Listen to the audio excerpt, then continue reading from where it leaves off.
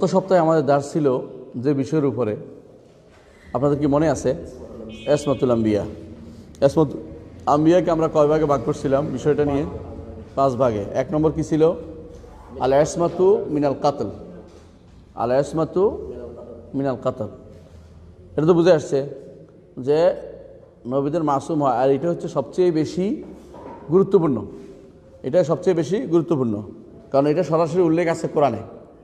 আল্লাহু ইয়াসুমুকা মিনান নাস, আল্লাহ আপনাকে মানুষ থেকে হেফাজত করবেন, অর্থাৎ মানুষের হাত থেকে মানুষ আপনাকে হত্যা করতে পারবে না। এটা ছিল মূল কথা।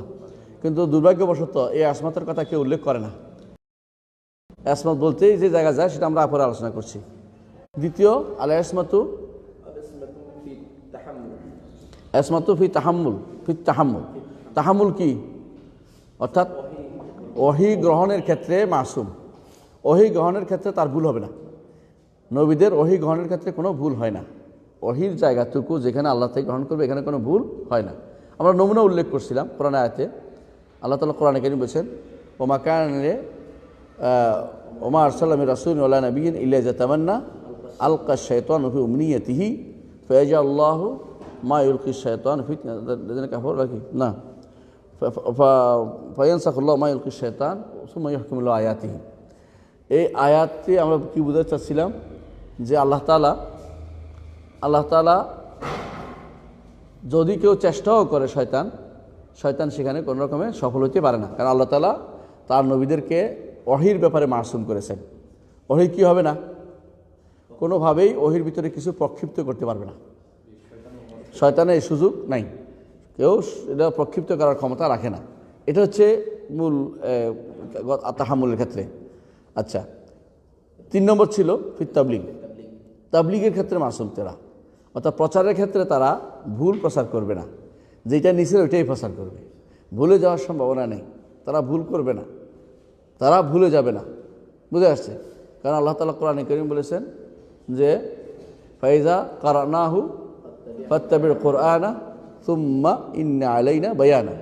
রাসূল কি করতেন? বারবার বলতেন ভুলে যাবেন বলে। আল্লাহ বলছেন না, তো আপনার ভুলে যাওয়ার কোনো কারণ না, আপনি ভুলে যাবেন না। যেটা আল্লাহ ভুলে দেবেন এটা আলাদা কথা, কিন্তু তাবলীগের ক্ষেত্রে যেটা প্রচার করার জন্য আল্লাহর উদ্দিষ্ট আপনাকে যে জন্য পাঠিয়েছেন সেখানে আপনার কোনো ভুল হবে না। বুঝা গেছে? আপনার কোনো ভুল হবে না। তাহলে এই ক্ষেত্রে নবীরা কি মাসুম। তারপর হইল আল ইসমাতু ফিল ইজতিহাদ। ইজতিহাদের ক্ষেত্রে তারা কি মাসুম কিনা? এটা বরং ইজতিহাদ ফিল বাকা আল খাতা ফিল ইজতিহাদ। এখানে তারা মাসুম কিসে? ভুলের উপরে টিকে থাকা থেকে মাসুম। নবীরা কখনো ভুলের উপরে টিকে থাকবেন না। নবীদেরকে বা নবী রাসূলদেরকে ভুলের উপরে টিকে থাকা থেকে আল্লাহ তাআলা নিরাপত্তা দিয়েছেন। কিন্তু আপনি ভুলের উপরে টিকে থাকতে পারেন, আপনি ইজতিহাদ করে ভুল করতে পারেন, সেই ভুলকে সওয়াব হিসাবে গণ্য হবে ইজতিহাদ করার কারণে, যদি আপনি আহল হন, ইজতিহাদের যোগ্য হন। ইজতিহাদের যোগ্য না হলে গুনাহগার হবেন। ইজতিহাদের যোগ্য না ইজতিহাদ করতে পারেন না। রিকশাওয়ালা কোরআন শরীফ থেকে যদি না পারে উল্টাপাল্টা পড়ে অর্থটা বানাই করে তাহলে হবে না। হ্যাঁ, হবে না। বুঝে আসছে কথাটা? যে ইজতিহাদের যোগ্য ইজতিহাদ করেছেন তিনি কি পাবেন? সওয়াব পাবেন। তো বোঝা গেল যে ইজতিহাদের ক্ষেত্রে ভুলের উপরে টিকে থাকা থেকে মাসুম, এটাও আসমত নবীদের জন্য সাব্যস্ত। এবং এই জন্য রাসূলুল্লাহ সাল্লাল্লাহু আলাইহি ওয়াসাল্লামকে অনেক জায়গাতে আল্লাহ তাআলা কী করেছেন? শুধরে দিয়েছেন। যেমন কোথায়? যেমন বদরের যুদ্ধের ঘটনায়, বদর যুদ্ধ বন্দীদের ঘটনায়। আবার কোথায়? হ্যাঁ, যখন তিনি ক্ষমা করে দিলেন কাদেরকে? মুনাফিকদেরকে। হ্যাঁ, যখন তিনি বললেন যে আমি তবুক থেকে ফিরে আসে তোমাদের ওখানে নামাজ পড়ব, মসজিদ দেওয়ার ক্ষেত্রে। এরকম বহু জায়গাতে আল্লাহ তাআলা কী করলেন? তার নবীকে শুধরে দিলেন, কারণ ভুলের উপরে ইজতিহাদে তাকে থাকতে দেওয়া হবে না। কয়টা হলো? 4টা। বাকি রইল একটা, যেটা নিয়ে যত গণ্ডগোল আপনাদের মধ্যে চালু আছে। এটা আমি পরে আনছি ইচ্ছা করে, কারণ এটাকে নিয়ে বহু ভেজাল লাগিয়ে দিয়েছে। সেটা কি? তারা কি গুনাহ খাতা থেকে মাসুম কিনা? গুনাহ খাতা থেকে মাসুম কিনা? এই মাসালাতে আমরা বলেছিলাম কয়টি মত আছে? মৌলিকভাবে 3টি। 2টাই তারাফাই নাকিদ, মাঝখানের হক। 2টাই সম্পূর্ণ আলা তারাফাই নাকিদ, 2টাই একদম পুরা উল্টা ভাষ্যে, মাঝখানের হক। যারা বলেছে কোনো বা মাসুম না, মাসুম হবে কি জন্য? মাসুমের দলিল কি? এরা কারা? একটা গোষ্ঠী বলেছে, মুতাজিলা সহ একটা গোষ্ঠী বলেছে মাসুমের দলিল নেই। মাসুমের দলিল নেই কেন? মাসুম আল্লাহ যে কাউকে করে ফেলে মাসুম, তা আমরা মাসুম করলেন না, ওনায় করলেন কেন?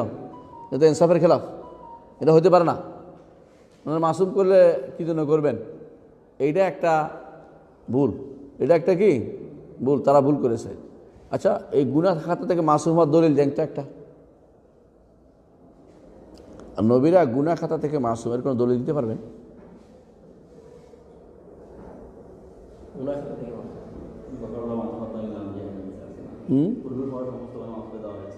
তো মাফ করছে, গুনাহ হলে মাফ করলো কেমন? মাসুম হওয়ার দলিল নেই, গুনাহ খাতা থেকে মাসুম হওয়ার কোনো দলিল নেই, এটা বাস্তব কথা। নবীরা গুনাহ খাতা থেকে মাসুম হওয়ার কোনো দলিল নেই। কথা শুনতে খুব কঠিন লাগতেছে, তাই না? এটাই বাস্তব। কারণ নবীরা তো মানুষ ছিলেন। বা কুল্লু বনি আদম খাত্তা, প্রত্যেকটি বনি আদম ভুল করে। খায়রুল খাত্তাইন আত-তাওয়াবুন, যারা বেশি ভুল করে, উত্তম ভুলকারী হইতে ওইরা তারাই উত্তম যারা তওবা করে। বোঝা গেল আপনি এই নিয়ে যে এত ব্যস্ত আছেন যে ভুল করতে পারে না, এটা যদি আপনি দলিল দেন ওমা ইয়ানতিকু আনিল হাওয়া ইন হুয়া ইল্লা ওয়াহয়ুন ইউহা, এটা দিতে পারেন যে পবিত্র কথা বলে না। এটা কোন জায়গায়? তাবলীগের ক্ষেত্রে, অথবা প্রচারের ক্ষেত্রে, অথবা তাহাম্মুলের ক্ষেত্রে, বহনের ক্ষেত্রে, নেয়ার ক্ষেত্রে, দেয়ার ক্ষেত্রে, ঠিক আছে। তাহলে আপনার অন্য জায়গাতে এত ঠেকাটা কিসের? এটা হলো কথা। তবে আকল আস বলে, এর পক্ষে বড় দলিল হচ্ছে বিবেক। বিবেক কেন? হ্যাঁ, বিবেক এই দলিল কেন দেয়? এই জন্য দেয়, যদি আপনি গুনাহ অন্যায় কাজ করেন মানুষ আপনাদের ঘৃণা করবে। তবে কালকে না তুমি চুরি করছো, হ্যাঁ তুমি আজকে নবুয়ত নিয়ে আইছো, বলবে না? কালকে না তুমি এটা করছো, হ্যাঁ হ্যাঁ, এটা তো দলিল পক্ষে যে নবীদেরকে তিনি তৈরি করেন। এইটা কিন্তু বুঝায় না যে গুনাহ হবে না, এটা বুঝায় না। তাদের মুসা আলাইহিস সালাম তারে আল্লাহ দিয়ে তৈরি করছেন, তিনিও একটা কি করছেন, কিপ্তিতে একটা চর দিয়ে মেরে ফেলছেন, তাই না?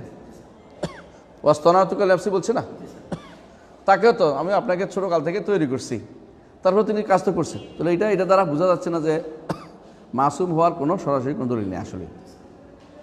এবং তিনি নবীরা কখনো দাবিও করেন না যে আমি সমস্ত গুনাহ থেকে মাসুম, এটা বলেন নাই। তাহলে গুনাহ হবে না এমন কথা বলা হয়নি কোথাও।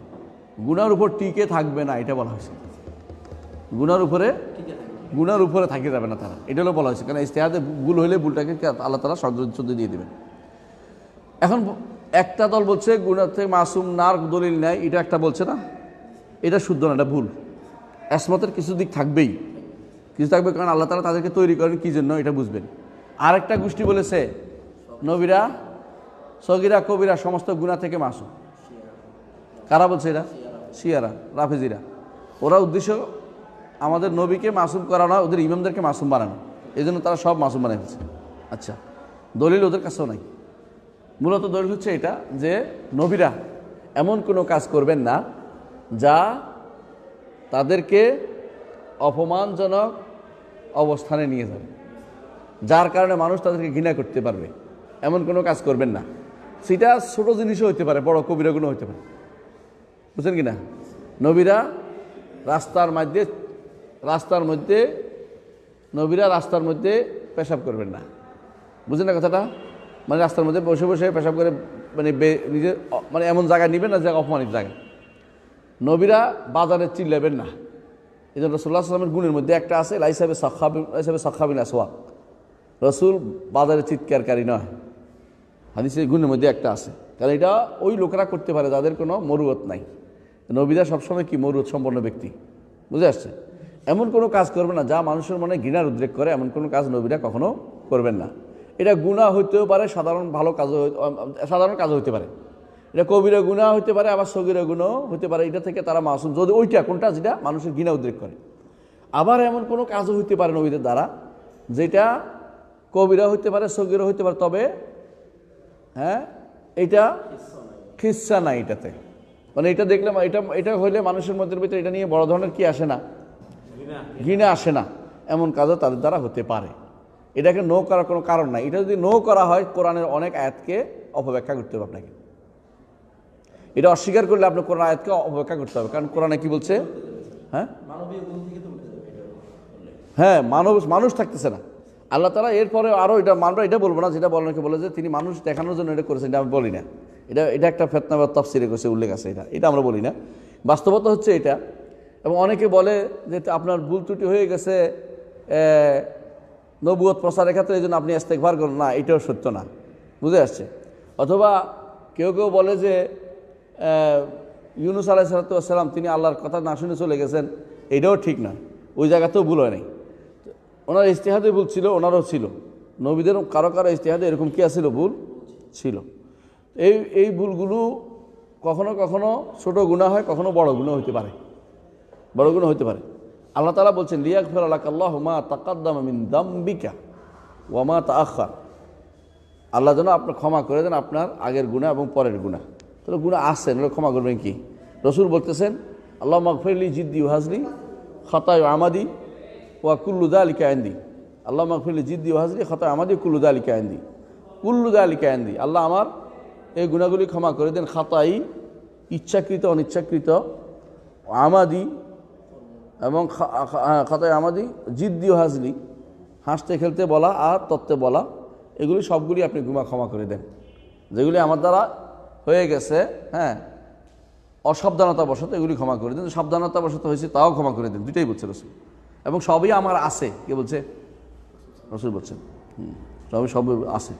এর অর্থ হচ্ছে অবশ্যই নবীদের দ্বারা গুনাহ হতে পারে, তবে কোন জায়গায় বলছি, যেগুলো খিস্সা হবে না, অপমানজনক কোনো কাজ তারা করবে না। কোনো কাজ হতেই পারে, বনি আদম ভুল করে তওবা করে, তওবা করলে তারা আরও উপরে উঠে যায়। গুনাহ না করে কোনো মর্যাদা থাকতে পারে গুনাহ না করা, কিন্তু গুনাহ করে তওবা করলে আরও উপরে উঠতে পারে।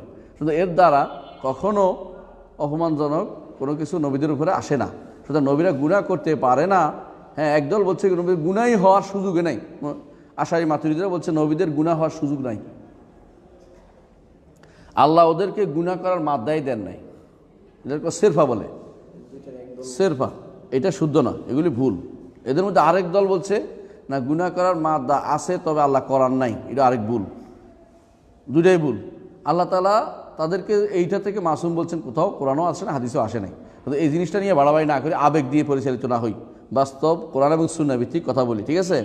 ইবনে তাইমিয়া রাহমাতুল্লাহ এটাই বলেছেন, এবং এটাই তার একটা গ্রন্থ আছে, তাফসীর আয়াতিন আশকালাত আলান নাস, তাফসীর আয়াতিন আশকালাত আলান নাস ওয়ালাইসা ফি ইলাল খাতা, ওয়ালাইসা ফি ইলাল খাতা, এরকম শেষ অংশটুকু এরকমভাবে ভাষা করি, তাফসীর আয়াতিন আশকালাত আলান নাস, এই আয়াতুল বললে হবে, তাফসীর নেটে সার্চ দিলে পেয়ে যাবে।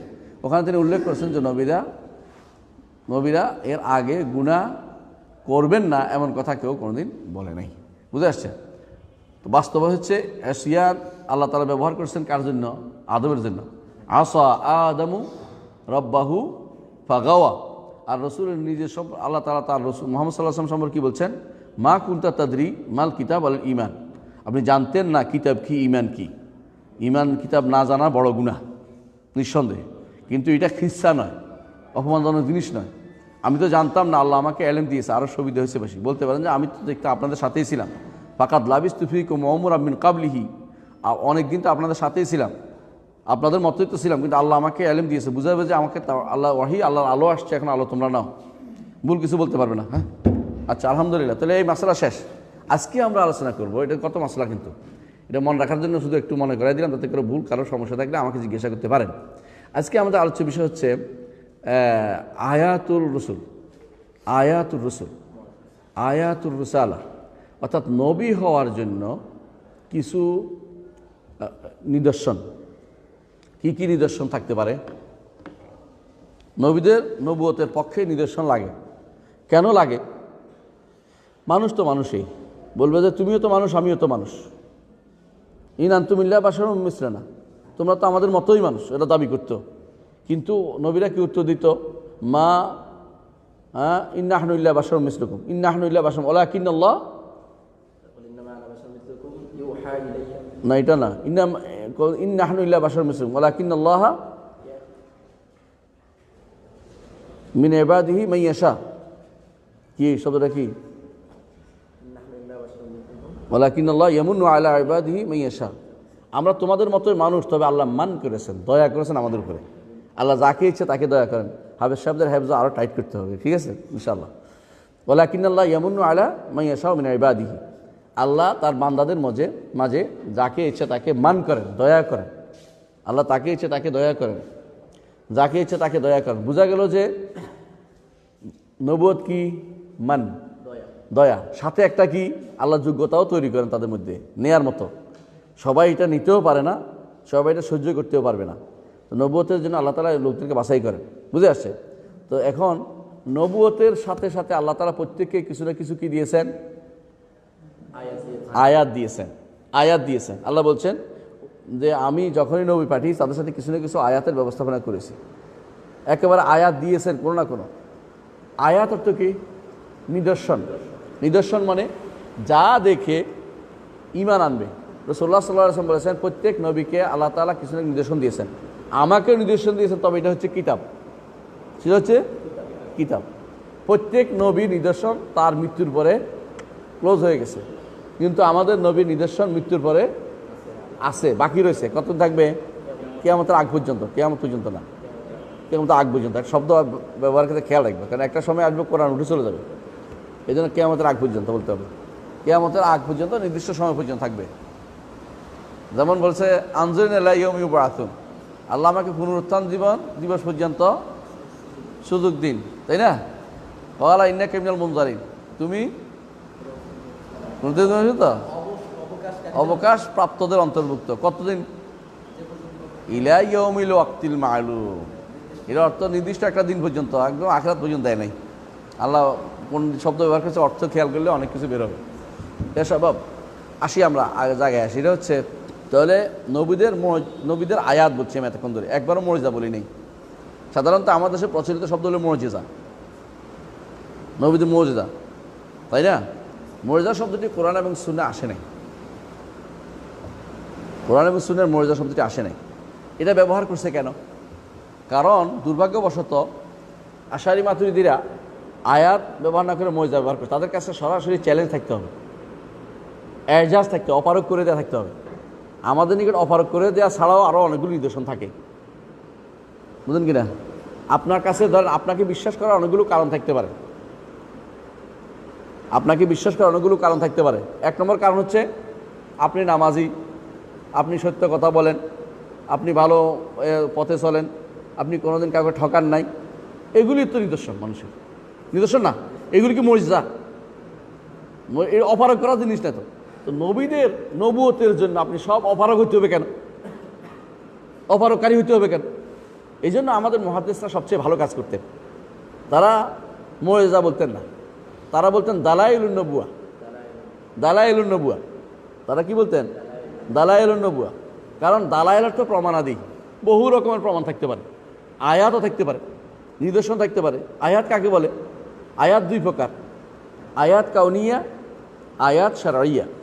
আয়াত কাউনিয়া যেমন রসুল বলছেন যে চাঁদ 2 ঘন্টা হয়েছে, আয়াত কাউনিয়া হয়েছে। আয়াত শারঈয়া আল্লাহর কোরআন নাজিল হয়েছে, কোরআন নিজে দাওয়াত রসুলের সাথের উপর প্রমাণবহ। একটা বিপদে পড়ছে, কোরআন নাজিল হচ্ছে, এরকম। তাহলে বোঝা গেল যে আয়াত বলতে পারেন অথবা দালাইল বলতে পারেন, কিন্তু মুজিজা বললে এটা কি হয়? এর পরিধিকে সংকীর্ণ করা হয়। যেমনি আমরা ইতিপূর্বে দেখেছি আসমাতের মধ্যে শুধু গুনাহ থেকে কথা বলে সংকীর্ণ করা পরিধিটাকে, গুনার বিষয় বলা হলে। এখানেও আমাদের ভাইরা যারা এই পথের পথিক মনে করে নিজেদেরকে বড় কিছু, ওনারা এই জায়গাতেও এসে নিজেদের সংকীর্ণ করে ফেলছে। আল্লাহ যেটাকে ব্যাপক করেছে, নবীর নবুয়তের প্রমাণ হিসাবে ব্যাপক কিছু নাজিল করে দিয়েছেন, এত বেশি দিয়েছেন আপনি লিখে শেষ করতে পারবেন না। বরং শেখ মুস্তফা আল ওয়াদী অথবা মুস্তফা আল ওয়াদী উনি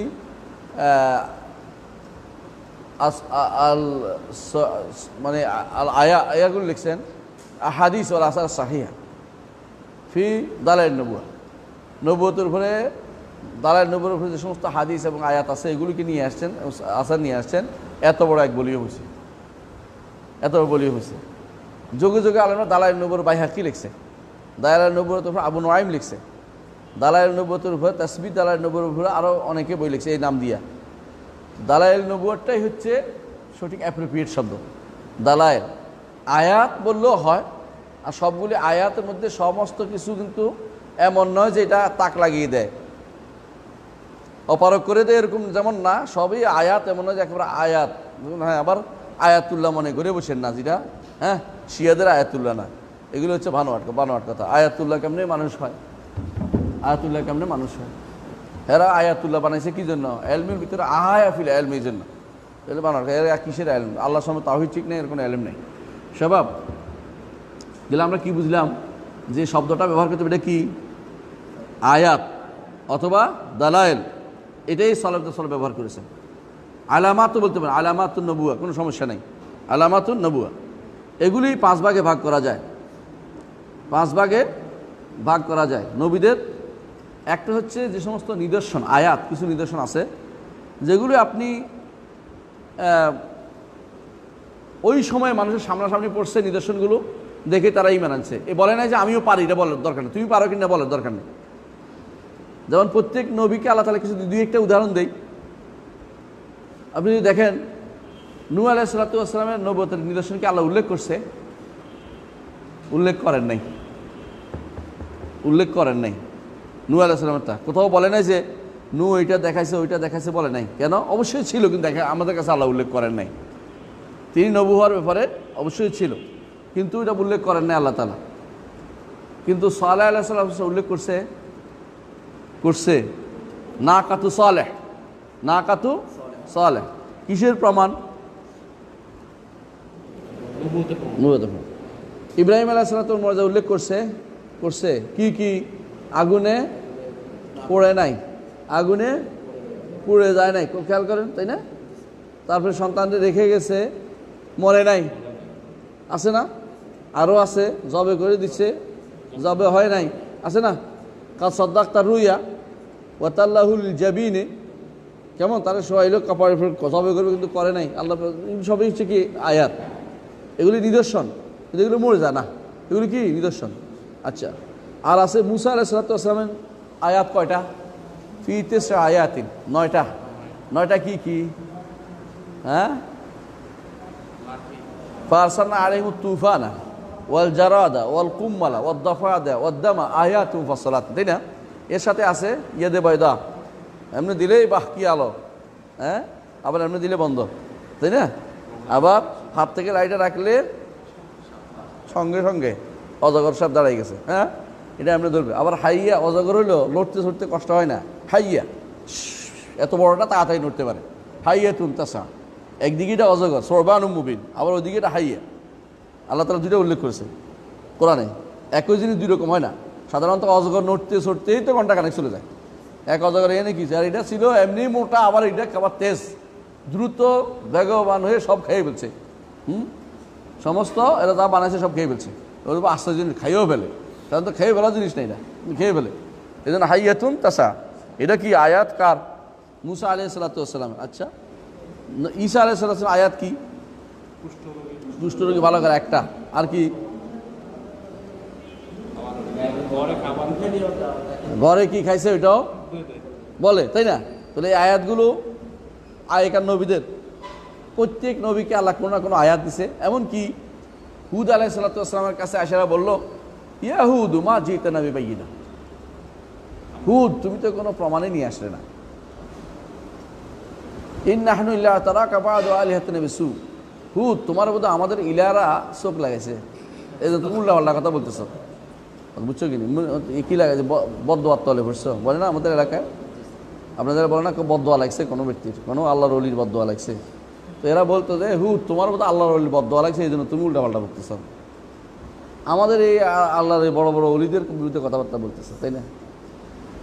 কিন্তু তিনি কি বললেন? তোমরা সবাই মিলে একসাথ হও, আমার বিরুদ্ধে ষড়যন্ত্র করো, কিছুই করতে পারবে না। এটাই একটা প্রমাণ, এটাই বড় প্রমাণ হচ্ছে যে তোমরা আমার কিছু করতে পারবে না।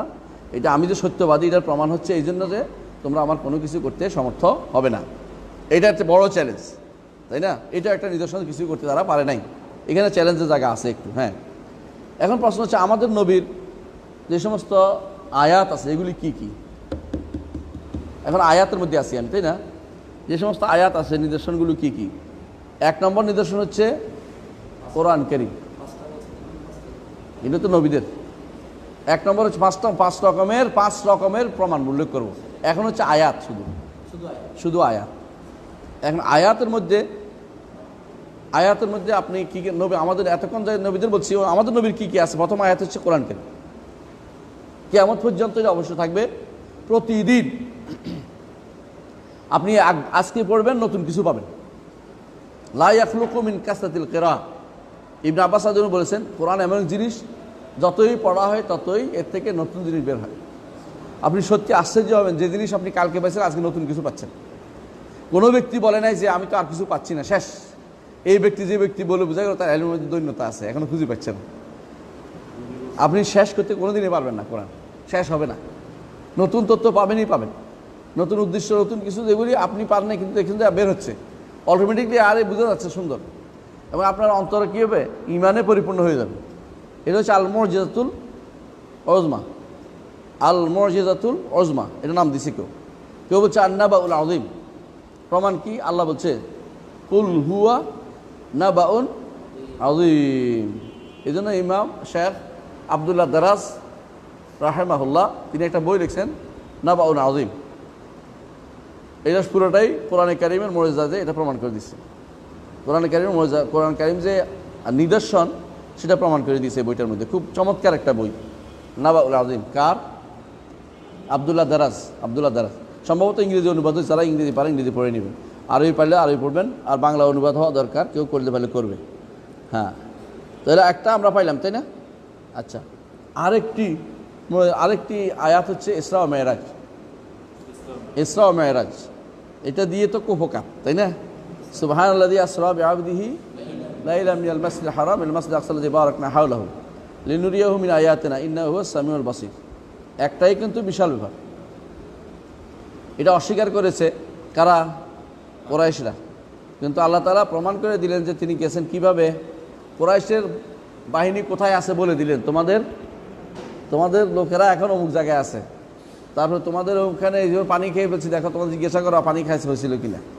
তারপর বলছে তাহলে বাইতুল মাকদাসের জায়গা দেখাও কিরকম, কয়টা, ইত্যাদি ইত্যাদি সব আল্লাহ তাআলা ব্যবস্থাপনা করে রাসূল বলে দিলেন, তাই না? এবং যারা ঈমান আনার তারা ঈমান শক্ত হয়েছে, আরও যারা ঈমানের মধ্যে দুর্বল ছিল তারা বিপদে পড়ে গেল। ঈমানের মধ্যে যারা শক্তিশালী ছিল, আবু বকর রাদিয়াল্লাহু আনহু, তাকে যখন বলা হলো যে তোমার নবী, তাকে নবী মানো, তিনি তো বলতেছেন গত রাত্রে নাকি তিনি এক রাত্রে বাইতুল মাকদাস গেছেন মক্কা থেকে। কত কিলোমিটার বলতে পারবেন? কয় হাজার? কমপক্ষে 2500, 2000, 2500 তো হবেই। কারণ কি জানেন, মক্কা থেকে মদিনা হচ্ছে 400, 450, 400 কাছাকাছি। মক্কা থেকে তবুক হচ্ছে 1200-র উপরে। তাবুক শহরের ভিতরেই, মানে সৌদি আরবের ভিতরেই। তাবুকের পরে আরও তো আছে, এ যাইতে আর 2000, 2500 কত বলা জানে, তুমি জন লম্বা, মানে কমপক্ষে 1.5-এর উপরে হবে, এটা শিওর। হ্যাঁ, 1 মাসের রাস্তা, 1 মাসের রাস্তা। এই বিশাল পথ তিনি এক রাত্রে পাড়ি দিয়েছেন। শুধু তাই নয়, তিনি বলছেন নাকি তিনি আরও উপরের দিকে গেছেন, সেখান থেকে আবার নাকি রাতের বেলা চলে আসছেন। কি বলো তুমি? তিনি বলছেন, তিনি বলছেন, তিনি বললে সত্য বলছেন। এই জন্য ওনাকে কি বলছে? as-সিদ্দিক। লোক কেভাবে সিদ্দিক? লে তাসদীকিহি মেরাজের রাসূল সাল্লাল্লাহু আলাইহি সাল্লাম ওয়া ইসরাহু, খালাস। লে তাসদীক আল ইসরা ওয়াল মেরাজ বেদুনে আইয়ি তারাদ্দুদ, দুনা তারাদ্দুদ বললে হবে। হ্যাঁ, দুনা তারাদ্দুদ। বাকি রইল অন্যান্য মানুষ যারা মুসলিম হতে যাচ্ছিল, তারা এটা শুনে তাদের অনেকেরই কী হয় নাই, বুঝে আসে নাই। কিন্তু কেউ ঈমান থেকে চলে গেছে কোনো প্রমাণ নাই। সাহাবায়ে কেরাম ঈমান থেকে চলে গেছে কোনো প্রমাণ নাই, এটা বাড়াই বলছে কেউ বললে, বরং তাদের অনেকেই বুঝে আসে না। কিন্তু হ্যাঁ, কাফেররা এটা নিয়ে খুব উচ্চবাচ্য করছে। পরে তারা আর কিছু বলে না, কেন? দেখছে যে সব যা বলছে যে সব প্রমাণ দিচ্ছে, প্রুফ দিচ্ছে, যা বলছে তিনি তা প্রমাণ দিয়ে দিচ্ছে।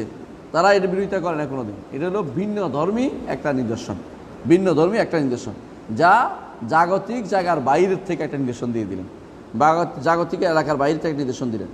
আরেকটা কাছাকাছি নিদর্শন জাগতিক এলাকার বাইরে, আপনার হাতে ছোঁয়ার বাইরে, যেটা উপরের, সেটা হচ্ছে ইনশিকাকুল কামার, চাঁদ ফেটে যাওয়া। আল্লাহ কোরআনে উল্লেখ করেছেন ইকতারাবাতিস সাআতু ওয়া ইনশাক্কাল কামার। এটা আর বুখারীতে আছে। ইমাম বুখারী বলেন যে কাফেররা ধরলো যে তুমি যদি সত্যবাদী হও তাহলে এই চাঁদ ফাটি দেখাই দাও, 2 ভাগ করো। তখন তিনি বললেন যে 2 ভাগ করতে তিনি বললেন, বলার পরে চাঁদ 2টা 2 পাশে চলে গেল, আবার কী হলো, মিলে গেল, মিলে গেল 2 দিক থেকে। তখন তারা কি বলল, জাদু তো আসমানও হতে পারে দেখতেছি, মানে দিন নিচ তো করছে, এখন উপর দিকেও শুরু করছো। নাউজুবিল্লাহ, মানে ইমান আনবে না তাই। কিন্তু কিন্তু যুগের ওই সময়কার ভারতবর্ষীয় কিছু মানুষ কিন্তু এটাকে তাদের এই ঘটনা তারা স্মরণীয় করে রাখছে।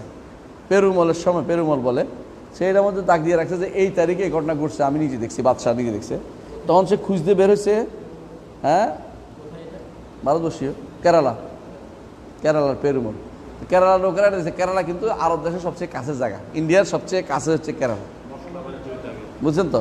কেরালার পরে কিন্তু আরব সাগর এটা ইন্ডিয়া, এর আরব সাগরের পরে যাইয়া সৌদি আরব, মানে তো দেখেন, আপনি দেখবেন কেরালার পরে যাইয়া সেরিঙ্গাপট্টম বা মহীশূর বা এগুলি পার হইয়া কেরালা হচ্ছে একেবারে ওই এলাকার কাছাকাছি, আরবদের কাছাকাছি। ওখানে লোকেরা দেখছে, এর অর্থ হচ্ছে বাস্তব এটা ঘটনা ঘটছে, কারণ ওখানে দেখা সম্ভব, এটা কাছাকাছি তো। কিন্তু আমাদের এখানে দেখা সম্ভব না, চাঁদ তো একসাথে সব জায়গায় দেখা যায় না। ওরা দেখছে এবং এটা ওই সময় তারা তারিখ দিয়ে রাখছে, এখনও তাদের তারিখের মধ্যে উল্লেখ ছিল বলে কেউ কেউ ইমান আনছে, কেউ কেউ ঘটনা আছে, উল্লেখ করা হয় থাকে। আর যদি করো নাও দেখে আমাদের কোনো সমস্যা নাই, কারণ আমরা ইমান আনি। সুবহানাল্লাহ। আল্লাহ বলছে ইকতারাবাতি সাআতু ওয়ান শাক্কাল কামার, এটা ভিন্ন ধর্মী একটা কি নিদর্শন। আসেন নিচের দিকে নিদর্শন দেখে। এক নম্বর, রাসূলুল্লাহ সাল্লাল্লাহু আলাইহি ওয়াসাল্লাম খাবার বর্ধিত হয়েছে তার হাতে, তাই না? খাবার তার হাতে বর্ধিত হয়েছে, অনেক জায়গাতে খাবার বর্ধিত হয়েছে, আরো আছে, সময় আছে, আমি বলছি খাবার বর্ধিত হয়েছে, আছে না? যখন একবার ঘটনা, খন্দকের যুদ্ধের ঘটনা, কি বললেন? খন্দকের যুদ্ধের ঘটনা কি মনে আছে? উম্মু সুলাইম বললেন, কি বললেন? যে এই অল্প কিছু খাবার আছে, আপনি আর কয়েকজন আসেন। তো রাসূলুল্লাহ সাল্লাল্লাহু আলাইহি ওয়াসাল্লাম একদম ডাক দিলেন, সবাই আসো আসো, আমাকে খাবার তৈরি করছে। উনি তো লজ্জায় মরে যাচ্ছে, কি করবো, বলে ঢাকনা দিয়ে রাখো, আমি দেখতেছি। তো দিলেন, সবাই খেলো। এবং এটা কতজন ছিল? আমরা প্রায় 1500 ছিলাম, কোনো বর্ণনা আমরা 1100, এরকম ভিন্ন ভিন্ন বর্ণনা আসছে। আবার পথের মধ্যে একবার এটা হয়েছে, এক লোকের খাবার নিয়ে রাসূল সবাইকে খাওয়াইতে পারলেন। এটা কয়েক ঘটনা ঘটছে অনেক জায়গাতে। তাকসীরুত তাআম বলে, এটা খাবার বেশি হয়ে যাওয়া, অনেক বেশি, যে বেশি একটা নিয়ম আছে, 2 জনের খাবার 3 জনে 4 জনে খাইতে পারলো, কিন্তু 2 জনের খাবার যদি কোনো 200 জনে খায়, এটা কিন্তু সহজ জিনিস না। এটা বুঝতে হবে কি একটা নিদর্শন, এবং এগুলি সত্য প্রমাণ দ্বারা প্রমাণিত, সত্যভাবে সাব্যস্ত। আচ্ছা, পানি বের হওয়া আঙ্গুল ভিতর দিয়া। তবুকের যুদ্ধে পানি ছিল না, রাসূল পানি জমা করলেন, আঙ্গুল ছাড়লেন, বলে তোমরা না ওযু করতে থাকো। কতজন ওযু করছে? যতজন ছিল ততজন সবাই ওযু করছে, তারপরেও পানি ছিল। এই পানি কোত্থেকে বের হইল? আল্লাহর পক্ষ থেকে। তাই এখন থেকেও বের করুক দেখি, হ্যাঁ, কোনো পানি বের করুক তো দেখি। তথাকথিত মিথ্যাবাদীরা, পায়খানা পড়ে যারা মরে গেছে, হ্যাঁ, এই মিথ্যাবাদীরা তো কত কথাই বলতে পারে, তোরা কি দেখাইলো আমাদেরকে? কিছুই না। তাদের কাছে চাওয়া চাইজ নেই, চাইলেই ইমান চলে যাবে। যে আপনি নিদর্শন চান, এটাও চাইতে পারেন না। ইসলামের দৃষ্টিতে কেউ কোনো নবুয়তের দাবি করলে নিদর্শন চাওয়া চাইজ নেই। নবুয়ত দাবি করলে সঙ্গে সঙ্গে সে কাফের, তার বিচার শুরু হয়ে যাবে, তার বিচার করতে হবে। কোনো নবুয়তের দাবি, কোনো ব্যক্তি নবুয়তের দাবি করলে তার কোনো ইয়া চাওয়া যাবে না, কি নিদর্শন চাওয়া যাবে না, চাইলেই ইমান চলে যাবে। বোঝা গেল তার সন্দেহ আছে, হ্যাঁ, এই জন্য কোনো নিদর্শন চাওয়া যাবে না, আমি ওই ইয়াগুলি হেডিংগুলি লিখতেছি কী কী আছে। হ্যাঁ, তারপরে তো আরেকটা হলো কী হলো, কি পানি বের হওয়া, বেশি পানি বেড়ে যাওয়া। আরেকটা হচ্ছে যে শত্রু তাকে আক্রমণ করতে না পারা। রাসূলুল্লাহ সাল্লাল্লাহু আলাইহি ওয়াসাল্লাম আল্লাহ তাআলা আয়াত নাযিল করেন, আল্লাহু ইয়াসিমুকা মিনান নাস। তখন এরপরে কোনো শত্রু রাসূলকে আক্রমণ করতে পারতো না। আক্রমণ করলে কি হতো? তরবারি পড়ে যেত, ধরা খেয়ে যেত। একজন আসছে রসুলের মারার জন্য, মসজিদ নবীতে চলে আসছে, সেও ধরা খেয়ে গেছে। তা ভয়ে কি, কে নিয়ে আসছে তোরে? আমি মারতে আসছি। কি কয়, কয়ে বলছে আপনারা মারতে আসছি, তোমার মারতে আসছে, কি আনছে বলে বলতেছে। মানে এই লোক, বোঝা গেল যে এরা কি, এই আল্লাহর এইটা একটা নিদর্শন, তার নবীর যে সত্য, এটা প্রমাণ করে দেখিয়ে দিলেন যে এটা একটা নিদর্শন। আচ্ছা, তারপরে দোয়া কবুল হওয়া। এরপরে হচ্ছে কি, দোয়া কবুল হওয়ার অনেকগুলো সূরত আছে, যেমন রাসূল দোয়া করছেন আবু হুরায়রা রাদিয়াল্লাহু আনহুর মাকে যেন আল্লাহ হেদায়েত দেয়, যিনি হেদায়েত প্রাপ্ত হয়েছেন। রাসূল দোয়া করছেন যে যেন বৃষ্টি হয়েছে না, যেমন রাসূল দোয়া করছেন যে এক ব্যক্তি অহংকার করে খাবার খাচ্ছে বাম হাতে। রসুল বললেন যে ডান হাতে খাও, কয় যে পারি না। কয় তুই কোনোদিনই পারবি না, আর পারে নাই, শেষ। দোয়া কবুল হয়ে যায়, এর প্রমাণ। রসুল দোয়া করছেন যে জাবের ইবনে আব্দুল্লাহ রাদিয়াল্লাহু আনহুর ঘোড়া যে চলে না, রাস্তার মধ্যে চলতেছে না, যুদ্ধের মধ্যে। রসুল বললেন যে দে দুইটা এক করে দিই, দুইটা বাড়ি টেনে দিলেন, এখন এটা পানির মতো চলে। রসুলের দোয়া এটা আল্লাহ তাআলা এটা কী করলেন, সালেহ ঠিক করে দিলেন। এটাও তো আপনাদের হাদিসে পাবেন অনেকগুলো।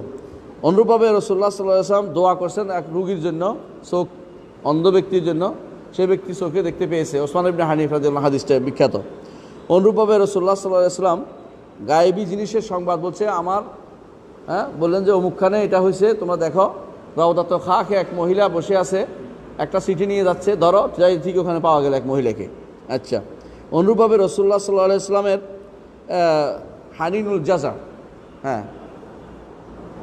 সময় বেশি নেই না, আমরা হানিনুল জাজা অর্থাৎ মরা কাঠে রসুলের জন্য কান্নাকাটি করেছে।